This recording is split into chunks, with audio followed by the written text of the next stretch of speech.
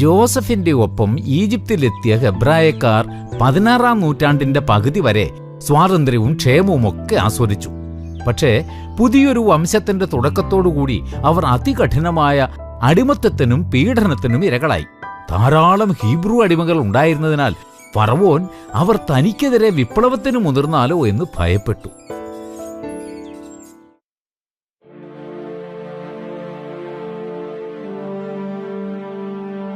ഈ ഹെബ്രായക്കാരെ, ഇസ്രായേലിന്റെ മക്കളെ എനിക്കിഷ്ടമല്ല. അങ്ങനെ തന്നെയാണ് പ്രഭു. അവർ വളരെ കുഴപ്പക്കാരാണ്. അവർ നമ്മളെപ്പോലെയല്ല. അവർ ധാരാളം പേരുണ്ട്. അവർക്കൊരു സൈന്യം തന്നെ തുടങ്ങാനാവൂ. അവർ ഒരു ദിവസം നമുക്കെതിരെ തിരിഞ്ഞേക്കാം. അതെ പ്രഭു, അവർക്കത് ചെയ്യാനാവും. ഞാൻ എന്തെല്ലാം ചെയ്തു നോക്കി. ജോലിഭാരം കൂട്ടി, അവരെ തളർത്തി കൊല്ലാൻ നോക്കി, അവർക്കുള്ള നികുതി ഇരട്ടിയാക്കി. ഇതൊക്കെ നോക്കി. അവരുടെ ജനസംഖ്യ കൂടാൻ ഇനി സമ്മതിക്കരുത്. അതെ പ്രഭു, അവരുടെ ജനസംഖ്യ കൂടാൻ അനുവദിക്കരുത്. ഇത്തവണ അവരുടെ മനസ്സ് തകർക്കണം. ഇത്തവണ അവരുടെ ഹൃദയം തകർത്തവരെ ഇല്ലാതാക്കണം. അതെ, ഇത്തവണ അവരെ തകർക്കണം. ഭടന്മാരെ വിളിപ്പിക്കൂ. ഓരോ ഹെബ്രായ കുട്ടികളെയും പോയി കണ്ടുപിടിച്ച് നൈൽ നദിയിലേക്ക് എറിയൂ. ശരി പ്രഭു, നമുക്ക് എറിയണം. അതായത് കുട്ടികളെയെല്ലാം, അല്ലേ പ്രഭു? അതെ, കുട്ടികളെ. ഈ ഹെബ്രായക്കാർ എന്നെ ഭയക്കണം. ഞാനാണ് ദൈവമെന്ന് അവർ മനസ്സിലാക്കണം. ഇനി പോകൂ. സേനാനായകനെയും മറ്റുള്ളവരെയും ഒക്കെ ഇത് അറിയിക്കൂ. ഉത്തരവ് പോലെ പ്രഭു. സേനാനായകൻ, ഇവിടെ വരൂ. ഇനി അവർ എന്നെ ആരാധിച്ചുകൊള്ളും.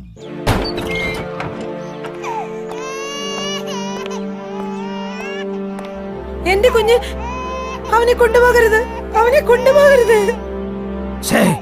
മാറിപ്പോടി. എല്ലായിടത്തു നിന്നും വിലാപങ്ങൾ കേൾക്കാമായിരുന്നു.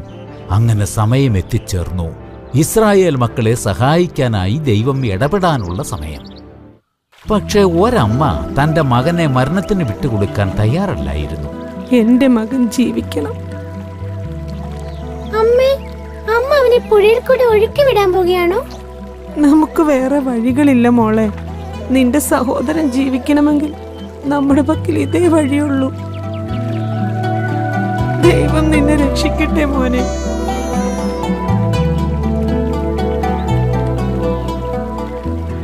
പേടിക്കണ്ട കുഞ്ഞനിയ, നിന്നെ ആരും ഉപദ്രവിക്കില്ല.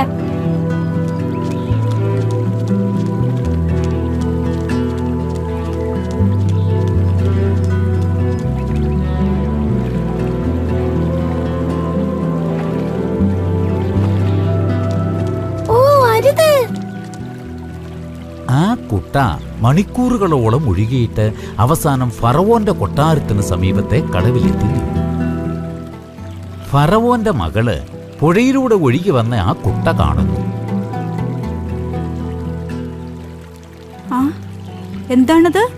ദാസി, ആ കൂട ഇങ്ങെടുക്കൂ.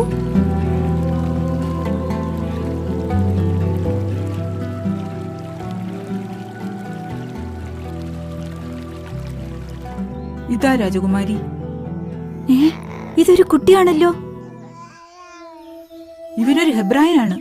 ഇവനെ നമുക്ക് തിരിച്ചു പുഴയിലേക്ക് തന്നെ എറിയാം. എന്ത്? ഈ പാവം കുഞ്ഞിനെ കൊല്ലാനോ? ഇല്ല, ഈ കുഞ്ഞിനെ കൊല്ലാൻ ഞാൻ സമ്മതിക്കില്ല. ഞാൻ ഇവനെ എന്റെ മകനെ പോലെ വളർത്തും. ഇവൻ ഈ രാജ്യത്തിന്റെ രാജകുമാരനായിരിക്കും. ഇവനെ എനിക്ക് വെള്ളത്തിൽ നിന്ന് കിട്ടിയതുകൊണ്ട് ഞാൻ ഇവനെ മോശയെന്ന് വിളിക്കും.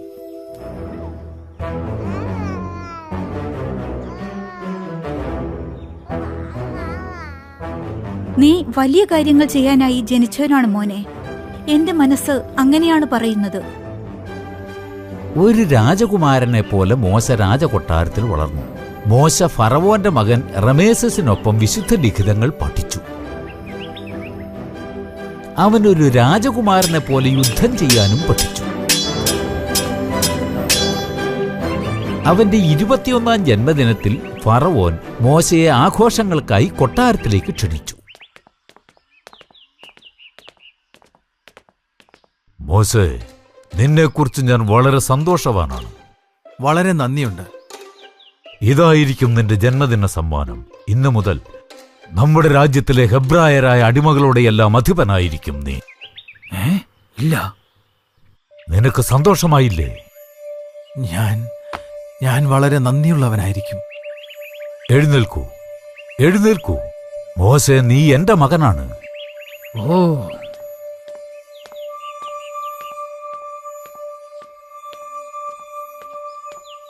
വേണ്ട, ദയവായി ചെയ്യരുത്. അയ്യോ, അയ്യോ, അരുതേ, അയ്യോ, അയ്യോ, അയ്യോ, അയ്യോ. എഴുന്നേക്കടാ, മടി പിടിച്ച് വേണ്ട, ഒന്ന് നിർത്ത്.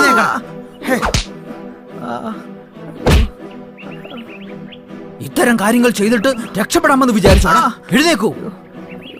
ഒന്ന് മതിയാക്കൂ. എന്താണ് ഇവിടെ നടക്കുന്നത്? നീ ആരാണിത് ചോദിക്കാൻ? അയ്യോ, വേണ്ട. ഓ, ദയവായി ഒന്ന് നിർത്തൂ. എഴുന്നേക്കടാ പെട്ടെന്ന്. നിന്നോട് നിർത്താനാണ് ഞാൻ പറഞ്ഞത്. അത്രയ്ക്ക് ധൈര്യമോ നിനക്ക്? ഞാൻ നിന്നെ ഒരു പാഠം പഠിപ്പിക്കും.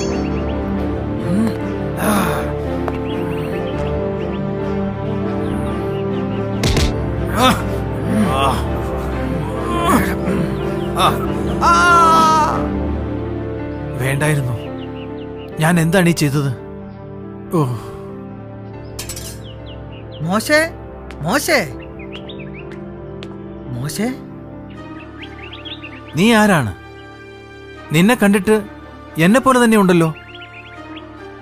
എന്റെ പേര് അഹറോൻ, നിന്റെ ആയയുടെ മകൻ. അതെയോ? മോശേ, അവർ നിന്റെ ആയയല്ല, നിന്റെ അമ്മ തന്നെയാണത്. എന്ത്? പക്ഷേ ഞാൻ ഈജിപ്തിലെ രാജകുമാരനാണ്. ഓ മോശേ, നീ ആ കുട്ടിയെ ഓർമ്മിക്കുന്നുണ്ടോ? നിന്റെ അമ്മ നിനക്കായി തന്ന പുതപ്പും. ഞാൻ ഉണ്ട്. നീ നിന്റെ സഹോദരി മെരീമിനെ ഓർക്കുന്നുണ്ടോ? മിരിയം എന്റെ സഹോദരിയാണോ? അതെ മോശേ, നീ ഇതൊന്നും ഒട്ടും ഓർക്കുന്നില്ലേ? ഞാനതൊക്കെ സ്വപ്നം കാണുകയാണെന്നാണ് കരുതിയത്.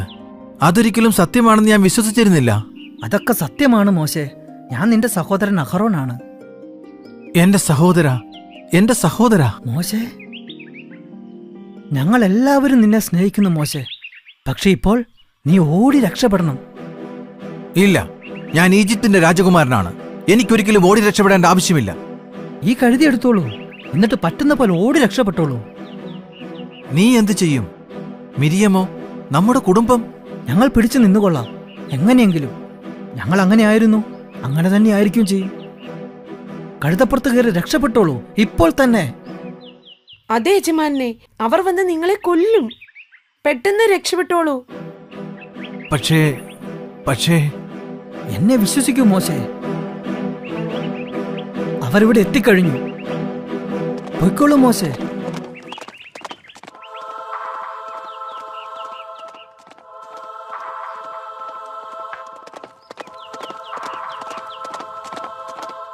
നമ്മൾ വീണ്ടും കാണും മോശേ. എനിക്കതറിയാം, എനിക്കത് തോന്നുന്നു.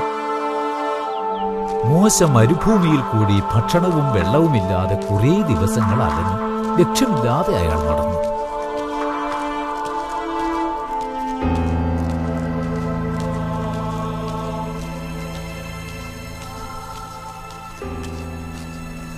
നീ എന്നോട് ക്ഷമിക്കൂ. വെള്ളമുള്ള ഏതെങ്കിലും സ്ഥലം ഉടൻ കണ്ടെത്തുമെന്ന് നമുക്ക് പ്രതീക്ഷിക്കാം.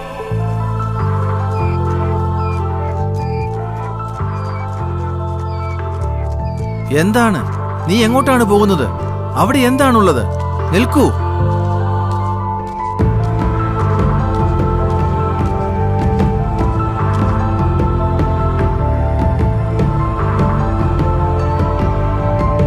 നീ നമ്മെ രക്ഷിച്ചു.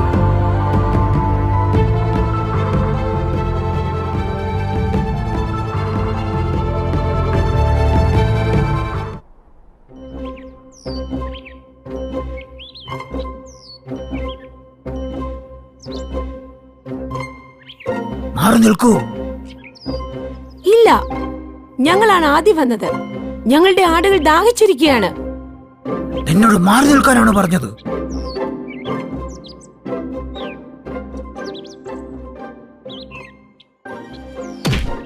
ആ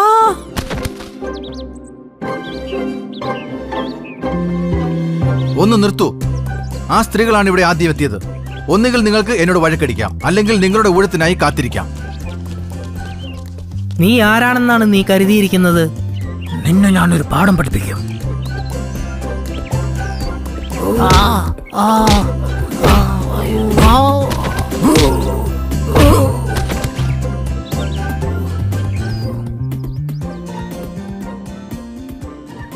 നിനക്കിനിയും വഴക്കടിക്കണമെന്നുണ്ടോ? ഓടിക്കൂ, ഓടിക്കൂ.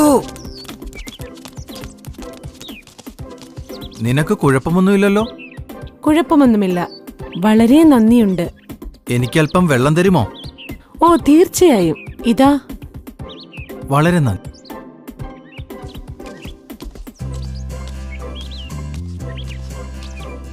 നന്നായി കുടിച്ചോളൂ എന്റെ സുഹൃത്തെ. എന്താ നിങ്ങളുടെ പേര്? അത് മോശ. എന്റെ പേര് സിപ്പോറ. പ്രധാന പുരോഹിതൻ ജത്രോയുടെ മകളാണ്. നിങ്ങൾ എബ്രായനാണോ? അല്ല, അതെ, ഞാനൊരു ഹെബ്രായനാണ്. അപരിചിതമായ ഒരു നാട്ടിൽ അപരിചിതനായ ഒരു മനുഷ്യൻ. ദയവായി ഞങ്ങളുടെ കൂടെ വരൂ. എന്റെ അപ്പന് നിങ്ങളെ പരിചയപ്പെടുത്താനാണ്. നിങ്ങൾ ഞങ്ങളെ രക്ഷിച്ചതല്ലേ? ശരി, ഞാൻ വരാം.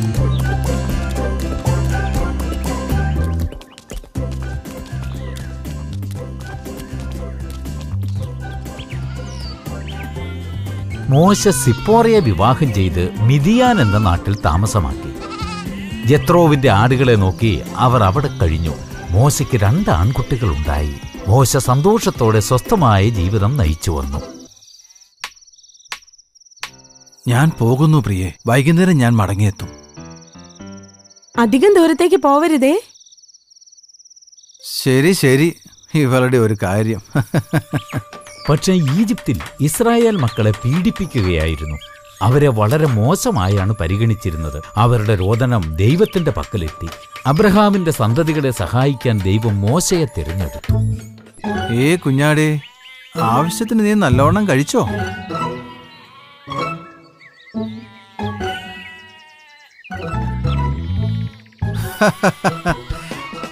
വരൂ, നമുക്ക് പോകാൻ സമയമായെന്ന് തോന്നുന്നു. എല്ലാവരും വരൂ. വരാനല്ലേ പറഞ്ഞത്? ഇവിടെ വരാൻ, അവിടേക്ക് പോകരുത്. ഇങ്ങോട്ട് വരാൻ, ഇങ്ങോട്ട് വരാൻ. സൂക്ഷിച്ച് സൂക്ഷിച്ച് ഇവിടെ വരാൻ. ഇങ്ങോട്ട് വരാൻ, ഇങ്ങോട്ട് വരാനല്ലേ പറഞ്ഞത്? എന്താണത്? ഞാൻ ഇതുപോലെ ഒരു കാര്യം ഇതുവരെ ഇങ്ങനെ കണ്ടിട്ടില്ലല്ലോ. മുൾപ്പടർപ്പിനെ കത്തിച്ചാമ്പലാക്കാത്ത തീയോ? മുൾപ്പടർപ്പിനടുത്തെത്തിയപ്പോൾ ദൈവം അവനോട് സംസാരിച്ചു.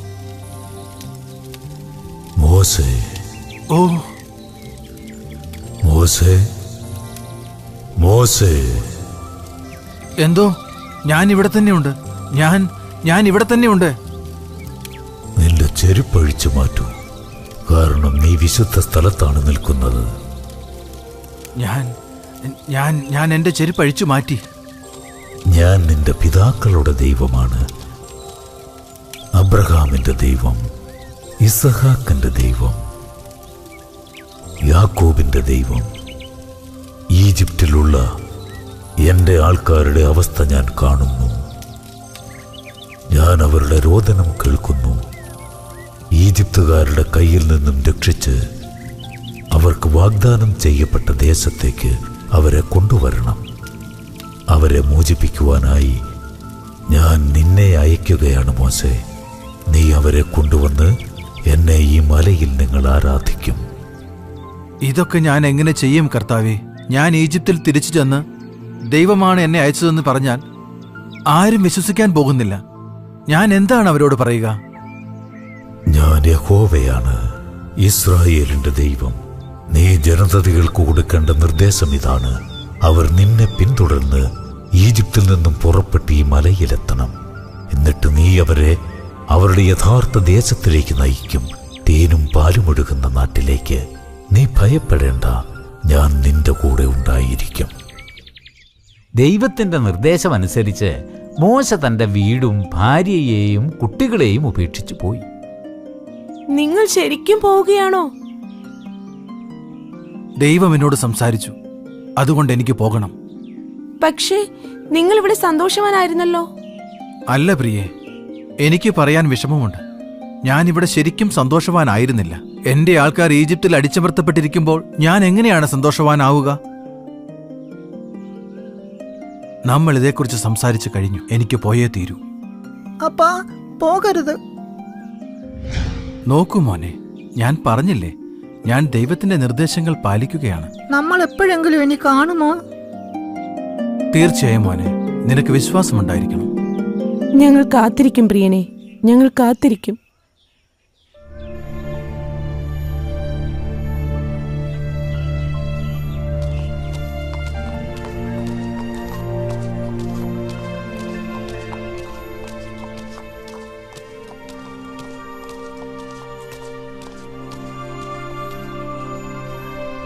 വീണ്ടും കാണാപ്പാ. പോയി വരാം മോനെ.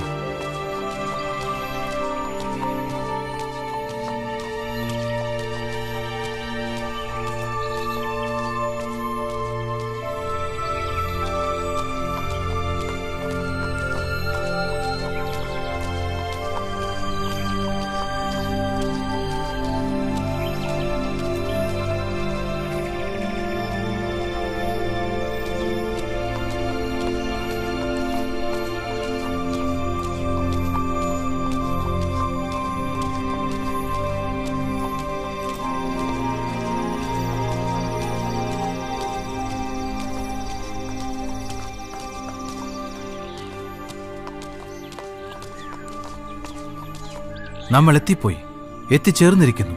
എന്റെ സുഹൃത്തെ, നമ്മൾ എത്തിച്ചേർന്നു. ആ വരൂ, നമുക്കിവിടെ കുറച്ചു നേരത്തേക്ക് ഇരിക്കാം. ഇതാ, കുടിക്കൂ. മോശേ, ആര്? അഹറോനോ? എന്റെ സഹോദരാ. മോശേ, നീ തിരിച്ചെത്തിയോ? സഹോദരാ. മിറിയം, മിറിയം, എന്റെ സഹോദരി.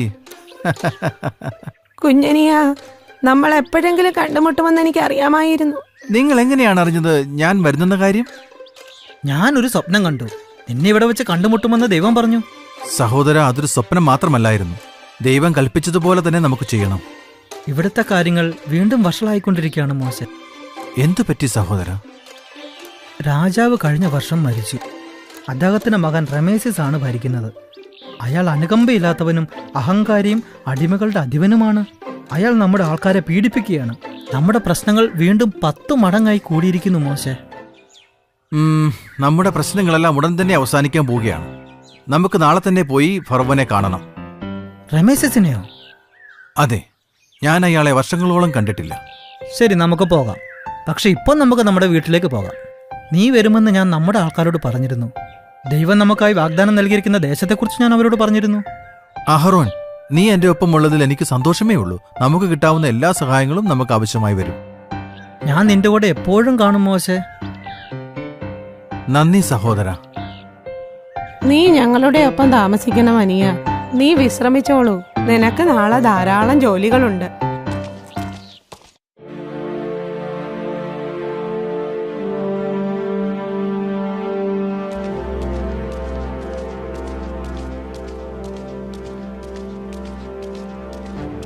മോശ, കൊലപാതകയായ മോശ, ഭീരുവായ മോശ. റമീസസ്, ഞാനൊരു അത്യാവശ്യ കാര്യവുമായാണ് വന്നിരിക്കുന്നത്. ഞാൻ ദൈവത്തിന്റെ പ്രതിനിധിയായിട്ടാണ് വന്നത്. ദൈവത്തിന്റെ പ്രതിനിധിയോ? എന്നിട്ട് എന്താണ് ദൈവത്തിന് പറയാനുള്ളത്? ദൈവം എന്നോട് സംസാരിച്ചിരുന്നു. ഇസ്രായേലിന്റെ ദൈവമായ കർത്താവ് പറയുന്നു, എന്റെ ആൾക്കാരെ പോകാൻ അനുവദിക്കണമെന്ന്. ഓ മോശേ, നീ എന്താ കരുതിയത് ഹെബ്രായക്കാരെ ഞാൻ അങ്ങനെ വെറുതെ വിടുമെന്നോ? വെറുതെ അങ്ങ് കേട്ടിട്ട് പോലുമില്ലാത്ത ഒരു ദൈവം പറഞ്ഞതനുസരിച്ച് ഞാൻ ചെയ്യണമെന്നോ? നീ നിന്റെ കാര്യങ്ങൾ മാത്രം നോക്കുക. ഇപ്പോൾ ഇവിടെ നിന്ന് പോകൂ. എനിക്ക് നിന്നോട് പരിഹാസമാണ് തോന്നുന്നത്. നീ ഒരു വ്യാജനാണ്. ഞാൻ മാത്രമാണ് ഈജിപ്തിലെ ദൈവം. അവനെ കാണിക്കൂ, ഇത് തന്നെയാണ് സമയം. ഇസ്രായേലിന്റെ ദൈവമായ കർത്താവിന്റെ ശക്തി കണ്ടോളൂ.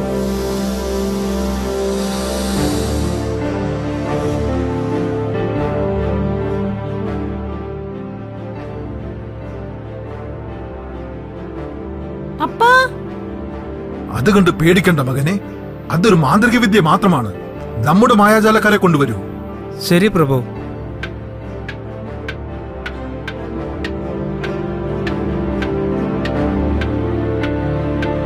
ഓ, ഇതൊരു പാമ്പാണോ?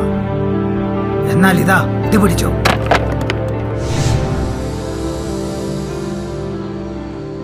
ഓ, കണ്ടോ, 2 പാമ്പുകളെ. എന്റെ മായാജാലക്കാർക്ക് നീ പറയുന്ന ദൈവത്തെ പോലും തോൽപ്പിക്കാനാവൂ. നമ്മുടെ മാന്ത്രികരെ ഇതിലും നല്ലത്. നോക്കൂ, നമ്മുടെ പാമ്പുകൾ മോശയുടെ പാമ്പ് വിഴുങ്ങിക്കളഞ്ഞു.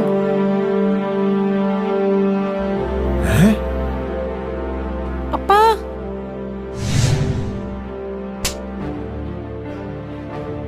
ഞാൻ പറയുന്നത് കേൾക്കൂ. എന്റെ ജനത്തെ പോകാൻ അനുവദിക്കൂ. ഫറോവ തന്റെ അടിമകളെ വിടുകയില്ലെന്ന് നിന്റെ ദൈവത്തോട് പറയൂ. അല്ല, അവരുടെ ജോലിഭാരം ഞാൻ കൂട്ടുകയാണെന്ന് നിന്റെ ദൈവത്തോട് പറയൂ. അവർക്ക് ഇഷ്ടികകൾ ഉണ്ടാക്കാൻ ഞാൻ വൈക്കോൽ ഇനി ഒരിക്കലും കൊടുക്കുകയില്ല. അവർക്ക് വേണ്ടുന്ന വൈക്കോലുകൾ തനിയെ കണ്ടുപിടിക്കണം. പോയി നിന്റെ ദൈവത്തോട് പറയൂ. നീ ഇതിനൊക്കെ അനുഭവിച്ചിരിക്കും റമേസസ്.